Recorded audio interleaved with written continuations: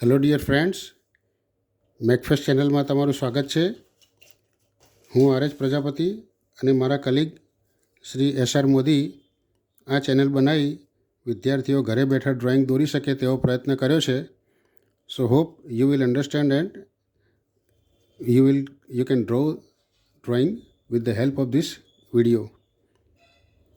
તો આજે આપણે બેઝિક એન્જિનિયરિંગ ડ્રોઈંગમાં શીટ નંબર 1માં પ્રોબ્લેમ નંબર 6 સમજાવીએ છીએ, જેનો ડેટા આપેલ છે આપણને.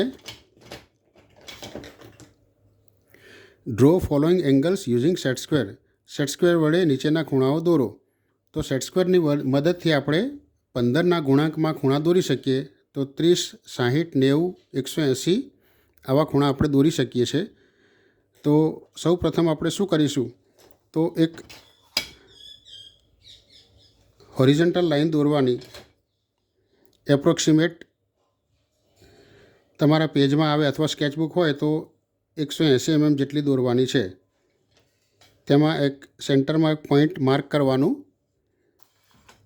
હવે આપણે સૌ પ્રથમ 15 ડિગ્રી દોરીએ, 15 ડિગ્રી. તો સેટ સ્ક્વેરમાં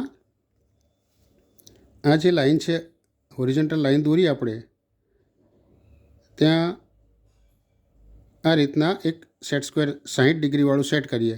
આ સેટ સ્ક્વેર તમારું છે 60 ડિગ્રી, આ 90 ડિગ્રી અને 30 ડિગ્રી માટેનું. બીજું એક સેટ સ્ક્વેર આવે છે 45 ડિગ્રીનું કહેવાય. 45, 45 અને 90 ડિગ્રી. તો આ 60 ડિગ્રીની પાછળ તમે 45 ડિગ્રી રાખો તો 60માંથી 45 માઇનસ થાય, એટલે કે 15 ડિગ્રી થાય. હવે આ લાઇનમાં તમે લાઈન દોરો તો 15 ડિગ્રી થાય, પરંતુ આપણે અહીંયા લાઈન નથી દોરવાની. આપણે લાઈન આ પોઈન્ટમાંથી પસાર થતી દોરવાની છે. તો તે માટે જો શું કરું છું,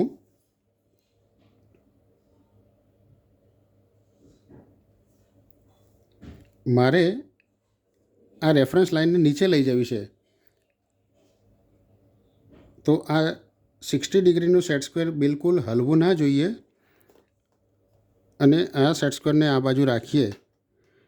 તો હવે આ સેટ સ્ક્વેર તમે જે 60 ડિગ્રીનું છે એને નીચે લાવો, જ્યાં સુધી તમને પોઈન્ટ આ દેખાય નહીં ત્યાં સુધી. એ વિઝિબલ થઈ જાય ત્યારબાદ આ 45 ડિગ્રીના સેટ સ્ક્વેરને પાછું એમ એઝ ઇટ ઇઝ મૂકી દો અને આ પોઈન્ટ આવે ત્યાંથી પછી પસાર થતી આ રીતના લાઈન દોરશો તો એ 15 ડિગ્રી થશે. હવે સેટ સ્ક્વેરની પોઝિશન જે પ્રમાણે હતી તે તમારે અહીંયા બતાવવાની છે. તો આપણે આ 60 ડિગ્રીનું અહીંયા રાખ્યું હતું અને તેના ઉપર 45 ડિગ્રી રાખી અને દોર્યું હતું. આ 15નો ખૂણો થયો. આપણે એકવાર વેરીફાઈ કરી લઈએ કોણ માપકની મદદથી. તો કોણ માપકથી તમે જોશો તો આ 0 ડિગ્રી છે, આ 10 છે, આ 20 છે, તેના સેન્ટરમાં 15 ડિગ્રી છે. તો આપણો ઓકે ખૂણો આવે છે. હવે નેક્સ્ટ આપણે 30 ડિગ્રી દોરવો છે. તો થોડું સિમ્પ્લિસિટી માટે તમારે આ જે લાઈન દોરી છે તેના પેરેલલમાં 5 mm જેટલી નીચે બીજી એક લાઈન દોરવાની. હવે તમારે ડાયરેક્ટ જો 30 ડિગ્રી દોરવું છે તો આ નીચેની લાઈનને મેચ કરવાની, આ લાઈન, અને નીચે એક સેટ સ્ક્વેર રાખો તમે સપોર્ટ માટે, સ્લાઇડ માટે. અને પછી હવે જો આ પોઈન્ટમાંથી પસાર થતી એક્ઝેક્ટ પોઈન્ટ આવે એટલે લાઈન દોરી દેવાની. તો એ તમારી થશે 30 ડિગ્રીની લાઈન. સેમ વે 45 ડિગ્રી દોરવાનું છે. તો 45 ડિગ્રીને અહીંયા સેટ કરી દો. નીચે સપોર્ટ માટે બીજું સેટ સ્ક્વેર રાખો અને આને સ્લાઇડ કરી આ જે પોઈન્ટ આવે ત્યાં સુધી સ્લાઇડ કરીને લાઈન દોરવાની. તો 45 ડિગ્રી થશે. તમે સેટ સ્ક્વેરની પોઝિશન જે પ્રમાણે રાખો છો તે અહીંયા દોરવાની છે. એટલે તો તમે કોણ માપકથી દોરી દેશો, પણ જો પોઝિશન દોરતા આવડશે નહીં તો ખ્યાલ આવી જશે કે તમે ખોટું દોર્યું છે. ત્યારબાદ 60 ડિગ્રી દોરવાનું છે. તો આ રીતના તમારું સેટ સ્ક્વેર રાખી અને 60 ડિગ્રી દોરવાનું છે. હવે ઇમ્પોર્ટન્ટ છે 75 ડિગ્રી. તો 75 ડિગ્રીમાં આપણે શું કરીશું કે 45 ડિગ્રી પહેલાં સેટ કરીએ, તેના ઉપર 30 ડિગ્રીને સેટ કરીએ.